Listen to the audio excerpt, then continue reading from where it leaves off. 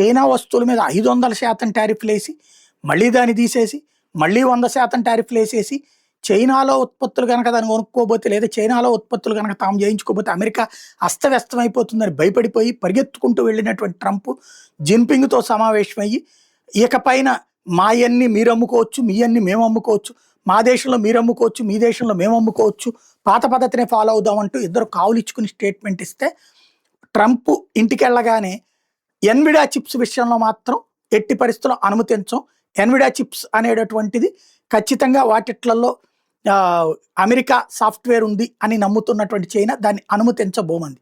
ఇప్పుడు భారతదేశపు జీడిపి కంటే ఎక్కువ బిజినెస్ $5 ట్రిలియన్ బిజినెస్ చేస్తున్నది ఎన్విడియా. ఆ ఎన్విడియా చైనాలో అమ్ముకోబోద్దు, దాని బతుకు బస్ స్టాండ్. భారత్లో అమ్ముతోంది అది ఆల్రెడీ. ఈ చైనాలో అమ్మితే అది $7 ట్రిలియన్ వెళ్తుంది. బట్ చైనా తన సెమీ కండక్టర్ చిప్స్ తప్పించి ఎన్విడియా చిప్స్ అమ్మనంటోంది. మొన్న పుతిన్ ట్రంప్ను జిన్పింగ్ మీటింగ్తో సమస్య పరిష్కారం అయిపోయింది, ఇక మేము చైనాలో అమ్ముకోవచ్చు అంటూ ఎన్విడియా చైర్మన్ చెప్పుకొచ్చాడు. బట్ చైనా అధ్యక్షుడు జిన్పింగ్ దాన్ని తిరస్కరించాడు. ఎన్విడియాకి సంబంధించినటువంటి H200 చిప్స్ ఏదైతే చైనాలో అమ్మడాన్ని కొనసాగిస్తున్నామని ప్రకటించాడో, ఎట్టి పరిస్థితుల్లో అంగీకరించేది లేదని తేల్చి చెప్పాడు.